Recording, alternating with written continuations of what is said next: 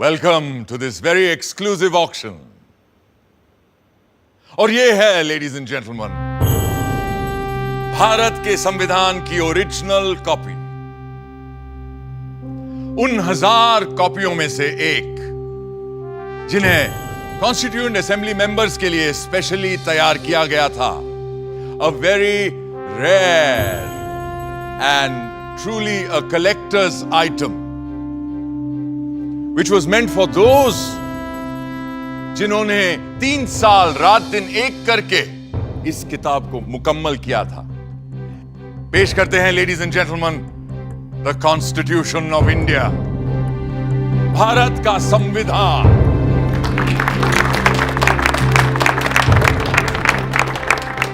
ये कोई आम किताब नहीं, बल्कि प्रतीक है हमारे मुल्क का। पर कभी सोचा है आपने कि ये मुल्क आखिर होता क्या है? समाजशास्त्री कहते हैं कि एक ही नस्ल, धर्म, जबान, परचम और हुक्म को मानने वाले बाशिंदों के समूह से बनता है एक मुल्क, एक देश। मगर हिंदुस्तान जैसे बहुत सी भाषाओं, धर्मों और तमाम जातियों प्रजातियों वाले सब कॉन्टिनेंट को किसी तंग नज़रिए से नहीं देखा जा सकता है। और ऐसे मुल्क, ऐसे समाज में पुरानी रीतियों को तोड़कर सबको साथ लेकर आगे चलने के लिए किसी पुराने कानून से भी काम नहीं चल सकता है। इसीलिए हमारे पुरखों ने बनाया था हमारा संविधान, हमारा कॉन्स्टिट्यूशन, हमारा आईन। ये आईन ही तो वो आईना है जिसमें देखकर ही हम खुद को पहचान पाते हैं और संवार भी सकते हैं। आज से मैं आपको इस जादुई आईने के अंदर के संसार की सैर पर ले जाऊंगी। ये कैसे बना, कब बना, किस किसने बनाया और क्यों बनाया?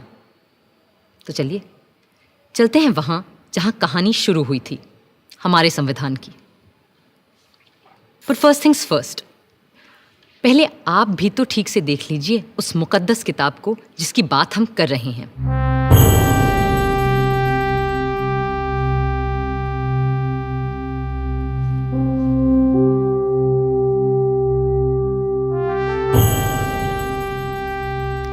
शांति निकेतन के प्रसिद्ध चित्रकार श्री नंदलाल बोस की रहनुमाई में कई कलाकारों ने भारत के इतिहास, पुराण और लोक कथाओं की छवियों से इस ग्रंथ को सजाया था। और प्रेम बिहारी नारायण रायजादा जैसे खुशखत कातिबों ने इसे अपने कलम से निखारा था।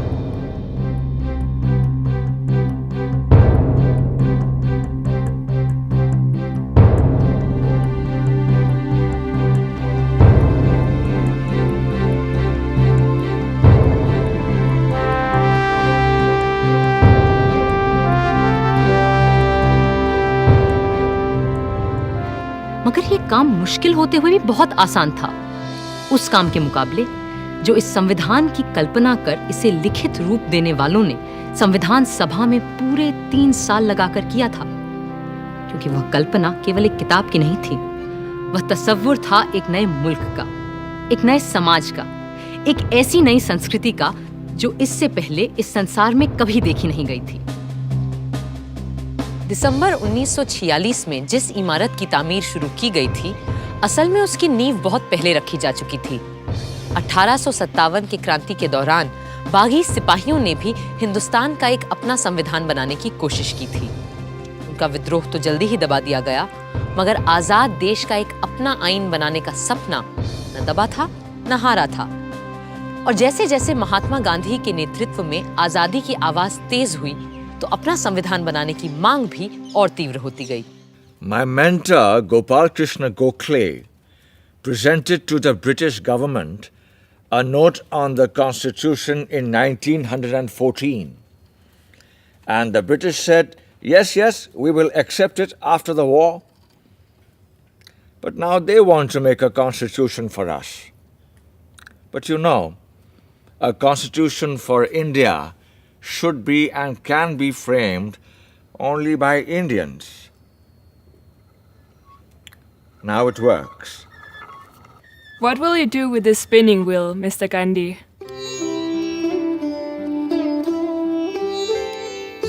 This is my secret weapon to drive the English rulers away so that we will have the power to make our own constitution. अब गांधी जी की सरपरस्ती में इतिहास ने दोबारा हमें एक नए भारत को गढ़ने का मौका दिया था। कांग्रेस नेता और आला वकील पंडित मोतीलाल नेहरू ने 1928 में एक रिपोर्ट तैयार की जिसे नेहरू रिपोर्ट या स्वराज संविधान के नाम से भी जाना गया। और उनके बाद जब उनका बेटा जवाहर कांग्रेस का सदर बना तो उस युवा नेता ने हिंदुस्तान के अपने संविधान के सपने को और शदीद तरह से सबके सामने रखा। आजादी दी नहीं जाती, स्वतंत्रता किसी कानून के नुक्ते को बदलकर नहीं मिला करती। इस तरह तो नए निजाम के नाम पर अंग्रेजों की पुरानी गुलामी को और मजबूत किया जाएगा। सच्ची आजादी तब मिलेगी जब हम अपनी चुनी हुई संविधान सभा के जरिए खुद अपने देश का संविधान सोचेंगे, अपना आईन तय करेंगे, अपना कॉन्स्टिट्यूशन बनाएंगे। भारत माता की जय! भारत माता की जवाब में अंग्रेजों ने सन 1935 में एक गवर्नमेंट ऑफ इंडिया एक्ट बनाया। ये एक्ट भारतीयों की उम्मीदों से न सिर्फ बहुत कम और अलग था, बल्कि इसकी वजह से कांग्रेस और मुस्लिम लीग के दरमियान दूरियां और बढ़ने लगीं। इस बीच दूसरे विश्व युद्ध के दौरान सन 1945 में डॉक्टर तेज बहादुर सप्रू ने सभी पार्टियों से मशवरा करके एक सांझे संविधान का खाका बनाने की कोशिश की। उधर वर्ल्ड वॉर II की मार और इधर आज़ाद हिंद फौज और भारत छोड़ो आंदोलन के चलते अंग्रेजों का भारत पर अनंत काल तक राज करने का इरादा नेस्तो नाबूद हो चुका था।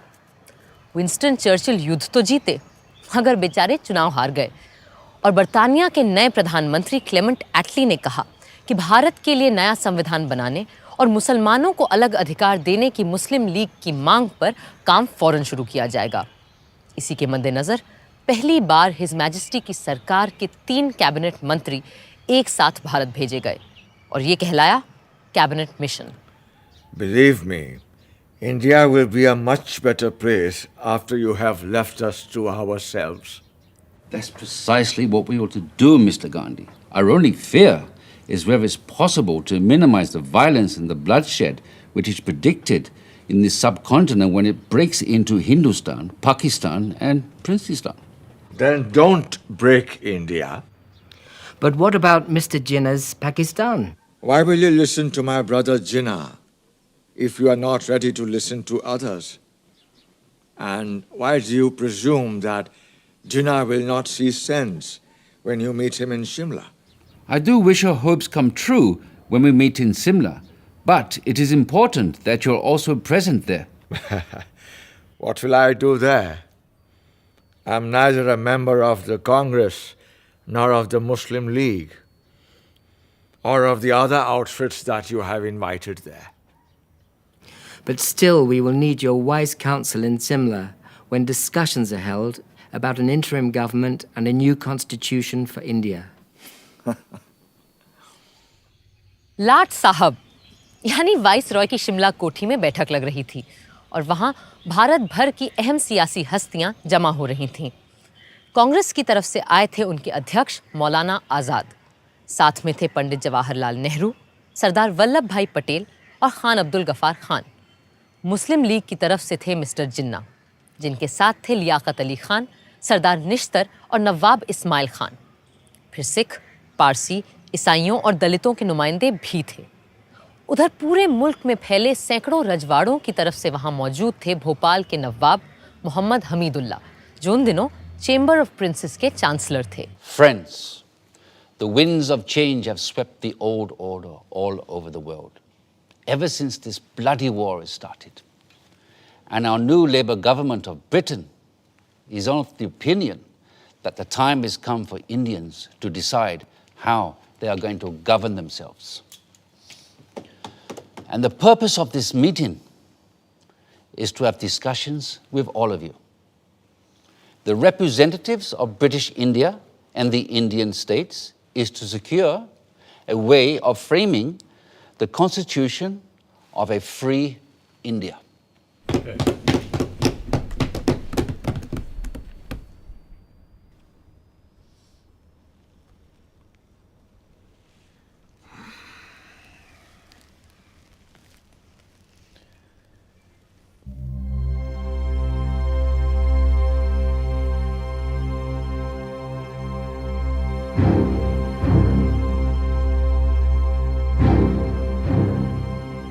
जिन्ना साहब को ये बात नागवार गुजर रही थी कि जिसे वो महज हिंदुओं की पार्टी मानते थे, उस कांग्रेस के आधे नुमाइंदे मुसलमान थे और उनकी रहनुमाई भी एक मुसलमान ही कर रहा था।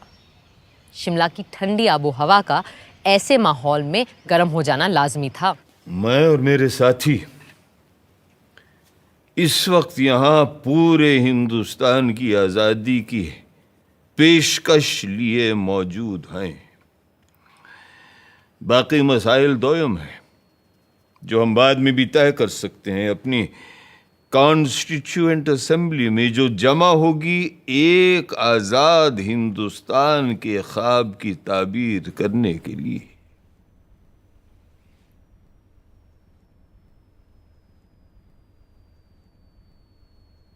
My colleagues and I stand here for the independence of the whole of India.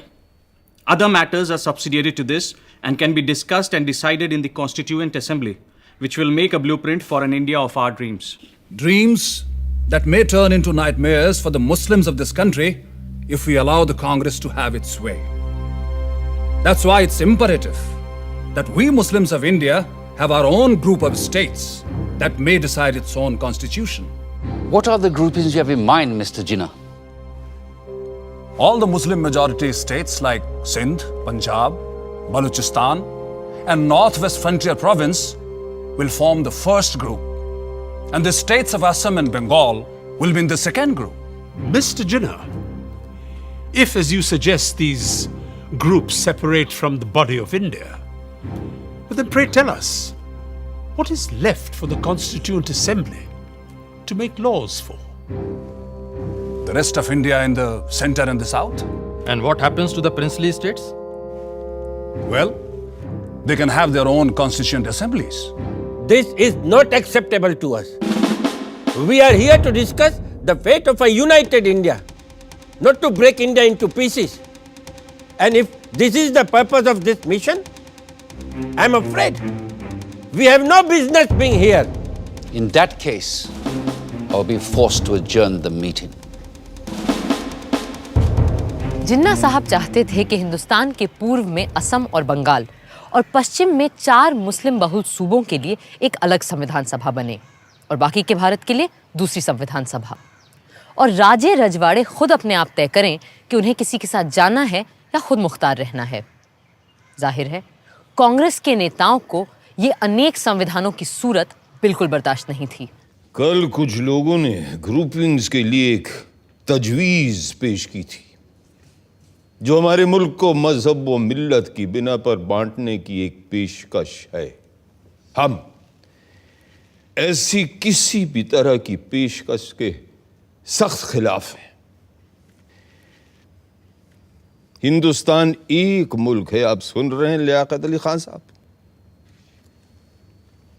Hindustan एक मुल्क है और एक ही असेंबली इसका आइन बना सकती है जिसमें तमाम सूबों, इलाकों, मजहबों और फिरकों के चुने हुए मेंबरान और राजे रजवाड़ों के भेजे हुए नुमाइंदे भी शामिल होंगे।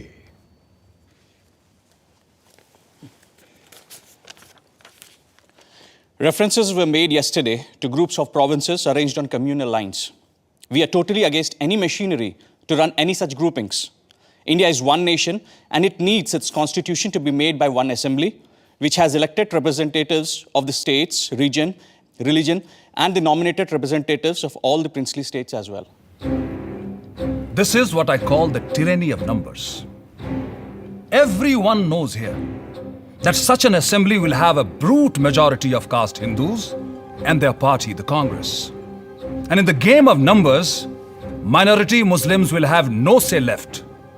That's why we need 2 assemblies, so that Muslims can frame their own laws. मगर मेरे भाई जिन्ना, क्या आज तक हमारे पास हिंदुओं के लिए अलग और मुसलमानों के लिए अलग आइन थे? नहीं थे ना? तो फिर यकबयक आज इन 2 कानूनों की जरूरत क्यों आन पड़ी? क्यों? I trust the British sense of fair play. But with the Hindus ruling India through their Congress, Muslims need a special constitutional protection. I have gone through the length and breadth of India And I know how vulnerable Muslims are feeling today. And as their sole representative here, it is my duty to... ये आपसे किसने कह दिया कि मुसलमानों के अकेले नुमाइंदे आप ही हैं? अरे भाई, मुसलमान तो हम भी हैं, क्यों मौलाना? Well, I do not need to establish my credentials here. Because the Muslims of this country know who stands here for their rights and who here is a paid quisling Muslim masquerading as their representative. I take strong objection to such a remark being made about my esteemed colleague. Mr. Jinnah, if I've got you right, you need these groupings because of the communal mistrust that exists in this country. That's perfectly right, Sir Stafford. Muslims cannot be a part of a constituent assembly which will be dominated by caste Hindus. May we deal with first things first, please, which is to dispose of the problem of the Indo-British relationship. For that, we need to make our own constitution for a free India. The communal problem can be dealt with later. Later? Later, there'll be no Muslims left alive in India if Congress is given its way. And that is unacceptable to me. If Mr. Nehru doesn't like the idea of groupings of states within the same India, then it will be better to have two Indias. One for Hindus and another for Muslims. Hindustan and Pakistan. And a Princestan, the federation of the princely states. This is ridiculous. It clearly indicates the reality behind the groupings proposal Mr. Jinnah is making. I will not be a party to this balkanization of India. No! India is one and will remain one country. कड़वा सच ये था कि अंग्रेज हिंदुस्तान में अपनी घटती हुई फौजी ताकत से अच्छी तरह वाकिफ थे और वो चाहते ही नहीं थे कि सांप्रदायिक आग को फैलने से रोका जाए। पर हाँ, जाने से पहले सत्ता वो सौंपना चाहते थे एक ढीले से राष्ट्रसंघ के हाथ, जिसकी लगाम हो सके तो उनके ही हाथों में रहे। इन्हीं सब बातों को लेकर 16 मई 1946 को एक समझौते का मसौदा बनाया गया। United Dominion of India will be given independence as and when the appropriate time comes. In the meanwhile, two constituent assemblies will frame the constitution. One for the Muslim majority provinces, which will be grouped Balochistan, Sindh, Punjab, and Northwest Frontier Province as the first, and Bengal and Assam as the second group. The Hindu majority provinces in the central and southern India will form another group and make their own constitution. But the central government will be empowered to run foreign affairs, defense, and communications, while the residual powers and the responsibility will belong to the provinces coordinated by their group.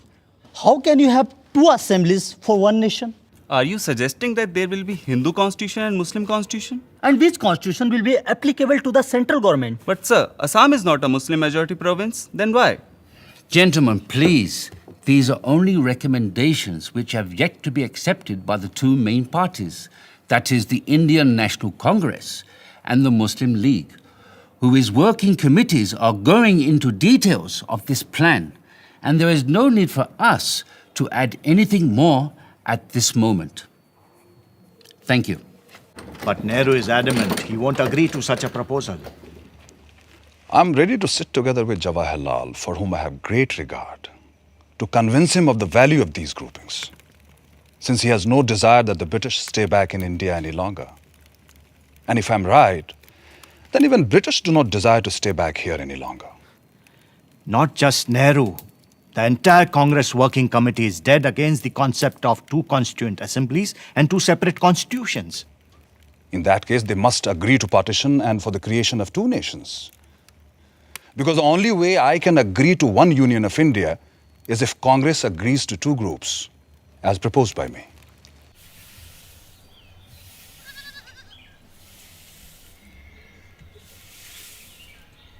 Bapu, working committee ने जिन्ना साहब की groupings की तजवीज़ के खिलाफ एक resolution pass किया है। Congress Working Committee agree that the groupings will hinder the concept of a united India and rejects any such demands put by external pressures which will hinder the working of any body constituted to decide the future of an independent country.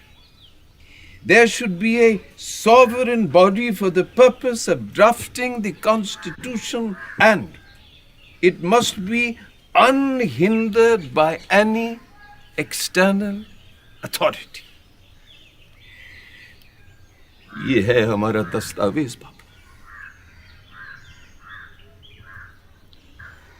हम अपने देश का बंटवारा कभी कबूल नहीं कर सकते। अंग्रेजों ने हमारे साथ चाहे कुछ भी किया हो, उनके कैबिनेट मिशन ने अपना काम पूरा कर लिया है और अब उन्हें जल्दी है कि वो हमारी छाती से उतरे और जाएं। अब ये हम पर है कि हम कैसे अपनी इस दुखी अभागी धरती को सुखी और भाग्यशील बनाएं। कुल मिलाकर कैबिनेट मिशन असफल हो चुका था, मगर वो खाली हाथ वापस भी नहीं जाना चाहते थे। सो दोबारा एक बार मिलने और बातचीत का सिलसिला शुरू हुआ और 1 महीने की मशक्कत के बाद 16 जून को एक और प्रस्ताव सामने आया। Partition? The Congress will never agree to partition. Why would they agree to parity between themselves and the Muslim League in the interim government? And why will they not agree to have any Muslim members on behalf of Congress?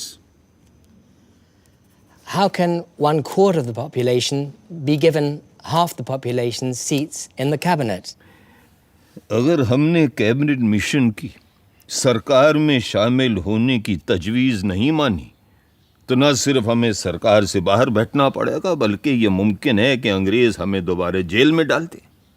अब इससे बेहतर यह है कि हम उनकी इतनी सी बात मान लें कि हमारी भेजी काबीना की फहरिस्त में किसी मुसलमान का नाम ना हो। खुद अपना नाम कटवाने की तरकीब बता रहे हैं आप तो मौलाना। सरदार, मुल्क किसी भी शख्स से बहुत बड़ा होता है और किसी भी मिल्लत से भी। मैं मौलाना की बात समझ सकता हूं। अगर हमने सरकार में आने का ये मौका हाथ से जाने दिया तो यकीनन मुस्लिम लीग और खास तौर से जिन्ना साहब इस बात का नाजायज फायदा उठाएंगे। बापू, आपका क्या कहना है?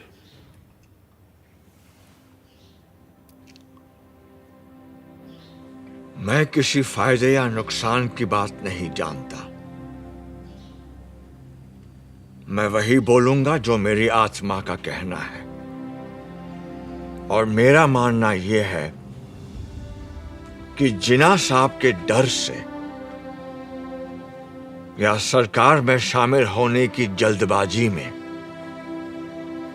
अगर हमने कांग्रेस की सूची से मुस्लिम भाइयों के नाम काट दिए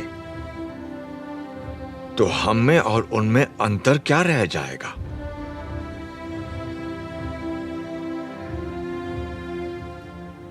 जिन्ना साहब सिर्फ मुसलमानों के नेता हो सकते हैं,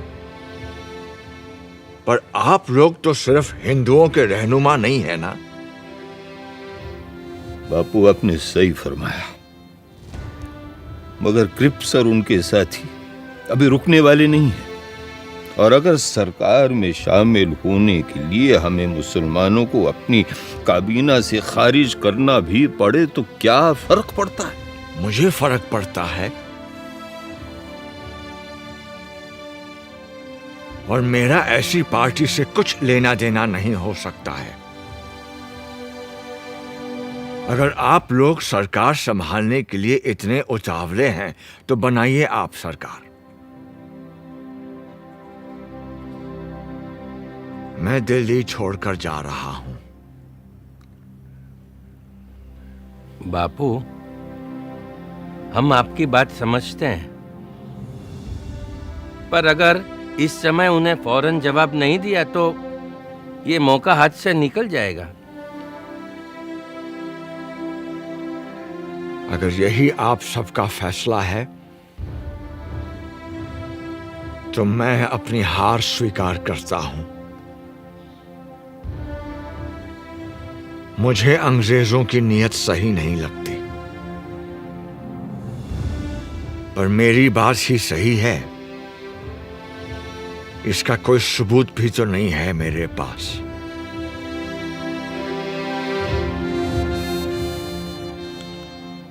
अगर आप सबकी आज्ञा हो तो मैं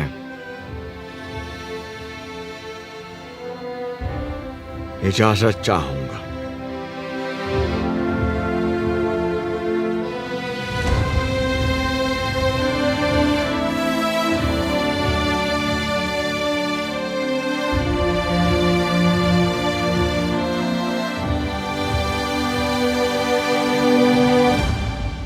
तो अब हम बापू को जाने दें।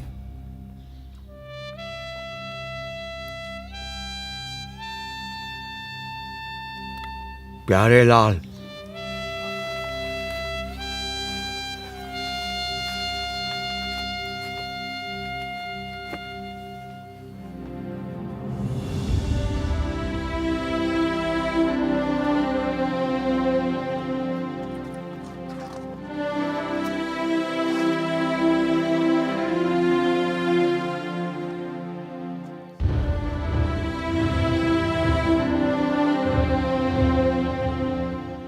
यूं नया संविधान बनाना तय हो गया, और ये भी कि जिन्ना साहब की तजवीज़ के खिलाफ सिर्फ एक संविधान सभा मुल्क का रूप स्वरूप तय करेगी। जाहिर है कोई इस व्यवस्था से पूरी तरह खुश नहीं था, मगर जिन्ना साहब पर तो जैसे गाज गिर गई थी, और वो अपने मुखालिफों को आसानी से बख्शते नहीं थे। We have been betrayed by Viceroy Webel. Viceroy Wavell ने हमारे साथ दगाबाजी की है। Cripps has debased his talents, and Pethick Lawrence has proved to be a treacherous man. Crisp ने अपने हुनर का गलत इस्तेमाल किया है। पथिक लॉरेंस ने हमारी पीठ में छुरा भोंका है। Breaking all the norms of decency, they have invited the Congress, which had earlier refused the offer to join the interim government without even consulting us. भलमनसियत के सारे पैमाने तोड़कर कांग्रेस को सरकार में शामिल कर लिया गया, जबकि कांग्रेस ने पहले साफ साफ इनकार कर दिया था। और ऊपर से तुर्रा ये कि ये सब बिना हमसे पूछे, बिना हमारी इजाजत लिए बगैर किया गया है। In such a situation, if I have to safeguard the interests of the Muslims of this subcontinent, then I'm left with no choice but to bid goodbye to constitutional methods. इस सूरत में अगर मुझे मुसलमानों की इज्जत, गैरत और हुकूक को बचाना है, तो मेरे पास कोई और सूरत ही नहीं रहती सिवाय इसके कि हम कॉन्स्टिट्यूशनल यानी आईनी तरीकों को ताक पे रख दें। The Hindu Congress has time and again employed the weapon of mass struggle to intimidate us, and the British have held their arms in authority to crush us. हिंदुओं की कांग्रेस हमेशा अवामी जद्दोजहद के नाम पर हिंदुओं के हुजूम से हमें डराती आई है, और अंग्रेज हुक्मरान अपनी बंदूकों, बेतों और बेनटों से हमें कुचलते आए हैं। Today, we too have forged a weapon and are in a position to use it. अब हमने भी अपना हथियार तैयार कर लिया है और हम इसका इस्तेमाल भी जानते हैं। I call upon all the Muslims of this country to take to direct action. आज मैं हिंदुस्तान के सारे मुसलमानों से डायरेक्ट एक्शन की अपील करता हूँ। From Friday the 16th of August, we will resort to direct action till we have achieved our cherished goal, our Pakistan. ऐ अल्लाह के नेक बंदो, आने वाले जुमे 16 अगस्त से हम सीधी आर पार की लड़ाई लड़ेंगे। डायरेक्ट एक्शन और हथियार तभी रखेंगे जब मंजिल मखसूस सामने दिखाई देगी, यानी हमारा प्यारा पाकिस्तान। पाकिस्तान पाकिस्तान पाकिस्तान। मगर कायदे आजम, क्या हमारा डायरेक्ट एक्शन नॉन वायलेंट होगा? I am not going to discuss ethics here. और आप सभी लोग जानते हैं कि मुझे गांधी की अहिंसा वहिंसा में कोई यकीन नहीं है। कायदे आजम मोहम्मद अली जिन्ना। बातचीत, सुलह सफाई, रूठने समझाने मनाने के 2 महीने यकबयक खत्म हो गए। कैबिनेट मिशन वापस लौट गया और हिंसा के बादल चारों तरफ मंडराने लगे। वाइसरॉय वेवल ने सारे गवर्नरों को बुलाकर पुलिस व्यवस्था को चाक चौबंद करने को कहा। पर बंगाल के गवर्नर सर फ्रेडरिक बरोज ने वेवल को खबर दी कि बंगाल के मुस्लिम लीगी प्रधानमंत्री एच.एस. सोहरावर्दी के कहने पर उन्होंने 16 अगस्त को सारे पुलिस महकमे को छुट्टी पे भेज दिया है। 16 अगस्त 1946 भारत के इतिहास के काले दिनों में शामिल होने जा रहा था। जिन्ना साहब की पुकार पर 16 अगस्त की सुबह से ही हथियारबंद लोग कलकत्ता की सड़कों पर उतर आए और हत्याओं का सिलसिला शुरू हो गया। बदले में दूसरे संप्रदायों के लोग भी निकल आए और सड़कों पर 3 दिन तक सिर्फ हत्यारों का राज था। पुलिस छुट्टी मनाती रही, फौज अपने ड्रैगन टैंक लिए बैरकों में बैठी रही और सड़कों पर कत्लोगारत, खुरेजी और आगजनी होती रही। 3 दिन में 4000 से ज्यादा लोग मारे जा चुके थे। बंगाल में जो हुआ उसके बदले में पहले बिहार और फिर बाकी भारत में भी हिंसा का तांडव मचने लगा। बंबई शहर तक दंगों की चपेट में आ चुका था। पर पूर्वी बंगाल के नोआखली में जिस तरह हिंसा का चक्र शुरू हुआ उसने सबको दंग कर दिया। सब छोड़ छाड़ कर गांधी जी चल पड़े Noakhali.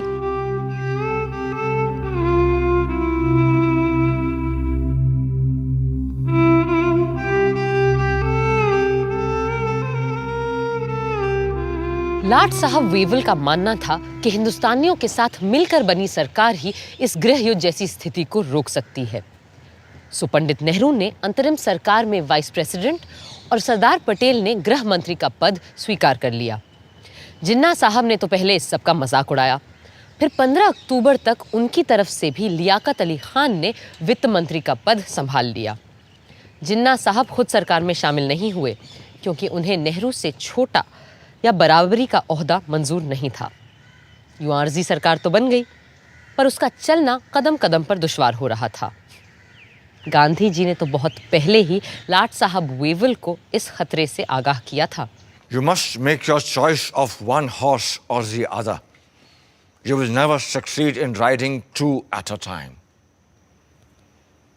Choose the names for the interim government from names submitted by the Congress or the League.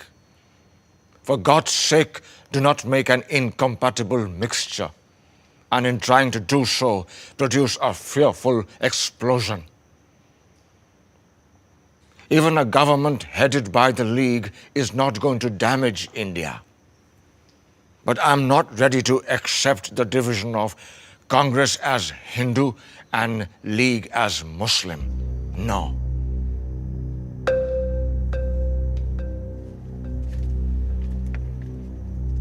Wavell इतने हताश हो चुके थे कि उन्होंने अपने एक खत में सम्राट किंग जॉर्ज को लिखा, The situation reminds me of a childhood puzzle in which I had to manipulate marbles into their pens. Just as the last one seemed to get into place, the others invariably ran out. I am trying to postpone convening the Constituent Assembly as much as possible, and maybe have one more round of talks with Mr. Jinnah and Nehru. Perhaps in London, a city both of them have lived in and love. दिसंबर 1946 के London के बर्फीले माहौल से ज्यादा सर्द अगर कोई चीज थी तो वो था मिस्टर जिन्ना और पंडित नेहरू के बीच का रिश्ता। कई मुलाकातों के बाद भी जब कोई बात न बनी तो आखिर नेहरू जी ने अंग्रेजों को उनके घर में घुसकर अंतिम चेतावनी दे डाली। There is a great urge amongst the populace of India for political progress and for making a constitution. Mr. Jinnah's Muslim League is but a fly on the weighing scale compared to the vast force in India. And if the British authorities do not call for the Indian Constituent Assembly immediately, we will have to resort to another mass action against His Majesty's government. Thank you, gentlemen. Mass action के डर से British सम्राट की सरकार तुरंत मान गई और पंडित नेहरू के भारत लौटते ही 3 दिन के अंदर हिंदुस्तान का आईन बनाने के लिए कॉन्स्टिट्यूएंट असेंबली का मिलना तय हो गया। 9 दिसंबर 1946 के ऐतिहासिक दिन इसी इमारत में पहली बार इकट्ठा हुई भारत की संविधान सभा। प्रादेशिक विधानसभाओं से चुने गए नुमाइंदे इस ऐतिहासिक दिन के लिए सज धज कर पधार रहे थे। मुस्लिम लीग ने जैसा कि उम्मीद थी, इसका पूरी तरह से बहिष्कार किया। हिंदुस्तान को एक नया रूप देने के लिए, एक नए संविधान को आकार देने के लिए सारे महत्वपूर्ण लोग कॉन्स्टिट्यूएंट असेंबली में मौजूद थे। बस 2 लोग वहां नहीं थे, और शायद 2 सबसे अहम लोग, कायदे आजम मोहम्मद अली जिन्ना और महात्मा गांधी। संविधान सभा के बहुत से सदस्य गांधी जी से मार्गदर्शन और आशीर्वाद लेने उनके पास पहुंचे।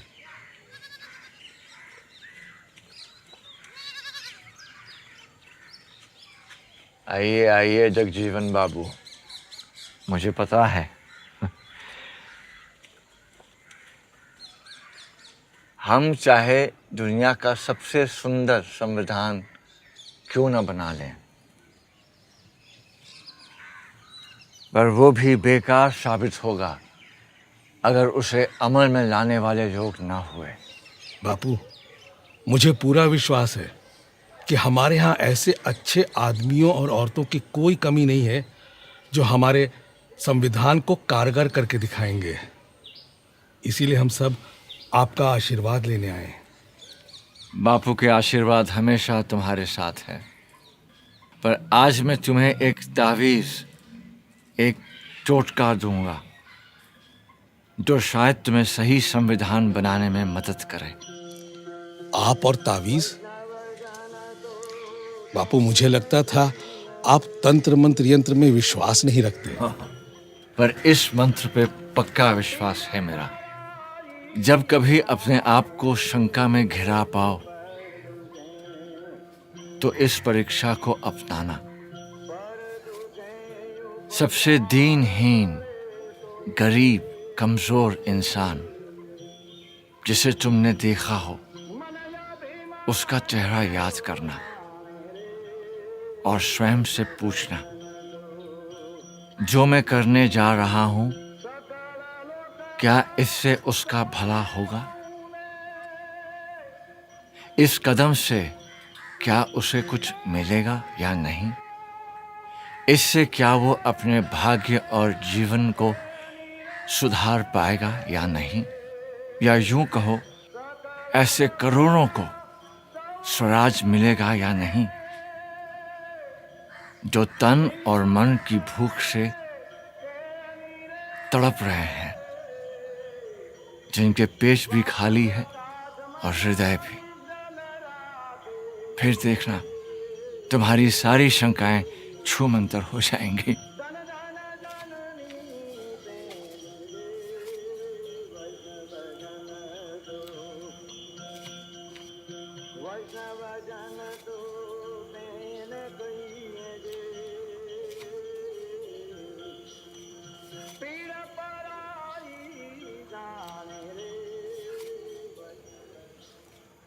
संविधान सभा ने सबसे सीनियर सदस्य डॉक्टर सच्चिदानंद सिन्हा को कार्यकारी अध्यक्ष चुना और उनकी निगरानी में सारे सदस्यों ने शपथ ली।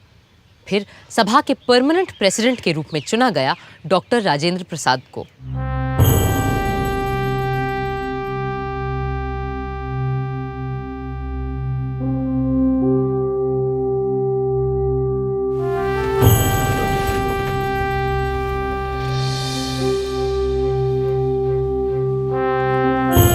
Hip hip! Hooray! Hip hip! Hooray! Hip hip! Hooray!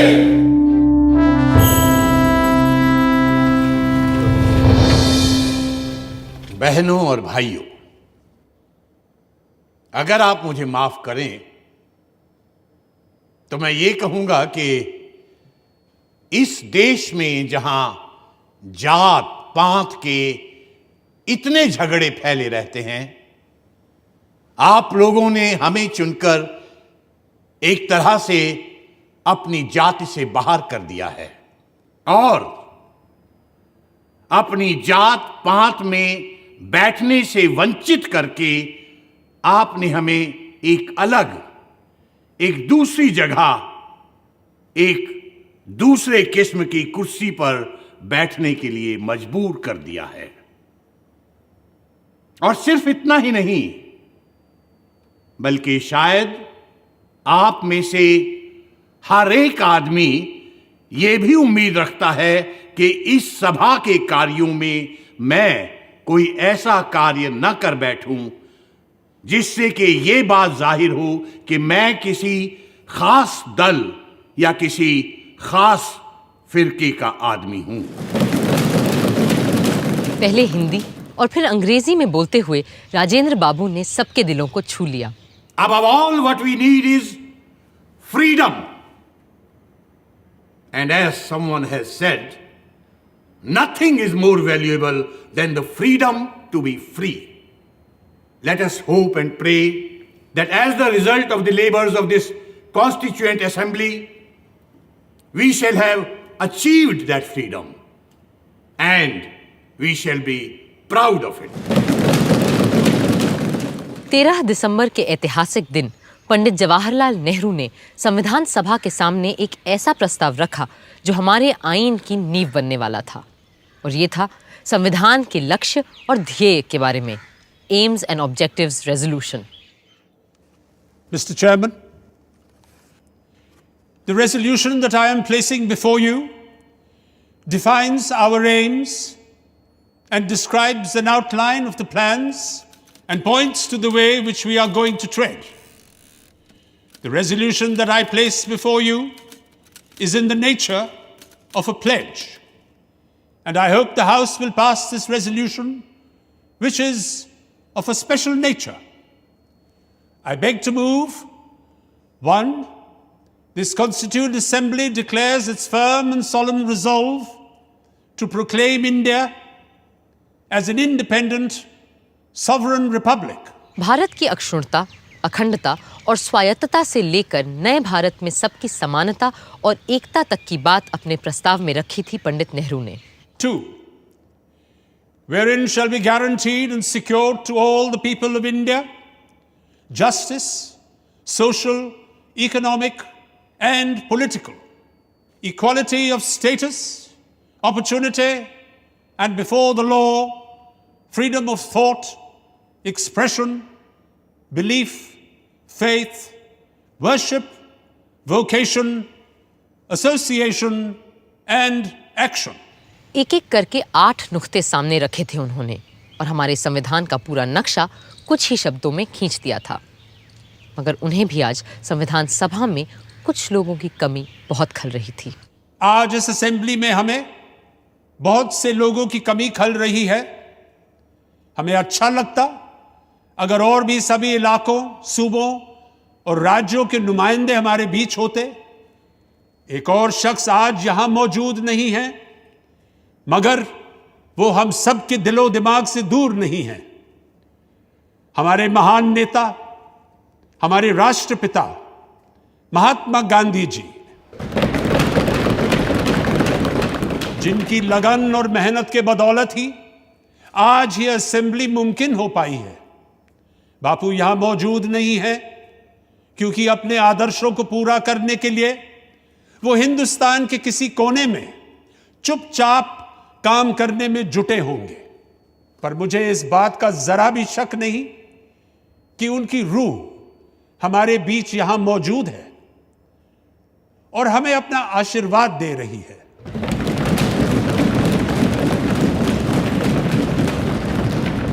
I also think of the various constituent assemblies that have gone before us, when the fathers of the great American nation met and fashioned out a constitution that has stood the test of time for more than a century and a half. My mind goes back to that Constituent Assembly which met in the lovely city of Paris, and how the king and other authorities came in its way, and it still continued. Even the room for that meeting was denied, and the Constituent Assembly betook themselves to an open tennis court and did not disperse till they had finished the task they had undertaken. We too, whether we meet in this chamber or in the fields or the marketplace, will go on meeting and continue our work till we have finished it. 13 दिसंबर को AIIMS and objectives resolution के साथ पंडित नेहरू ने हमारे संविधान की नींव रखी थी, और 14 दिसंबर को जिन्ना साहब ने संविधान सभा की पूरी बुनियाद पर ही सवालिया निशान लगा दिया। Is complete independence the goal of the Muslim League? What do you think we are fighting for? Our goal is complete independence, certainly. The complete independence of Pakistan. But Mr. Jinnah, if the Congress accepts the proposals laid down by the British government, would the Muslim League be then ready to take part in Constituent Assembly? It's all very well to talk in this loose way about Constituent Assembly. The reality is that the Congress with 292 supporters, there might be a few less, has a brute majority, where the Muslim number is only 79. Is that what people understand when they talk of democracy? The truth is that between the Hindus and Muslims in India, there is no such thing as democracy. Does that mean that the Muslim minority wants a veto on the progress of the majority? What majority do you mean? If you mean the Hindus, then we wish them Godspeed. Go ahead and establish your Hindustan. Frame your constitution for the Hindus, but then leave us alone, and we shall frame a constitution for Pakistan. ये तो बस आगाज था। आगे और तमाम अड़चनें आनी बाकी थीं। अब देखना है इन चुनौतियों का सामना कैसे किया हमारा संविधान बनाने वालों ने।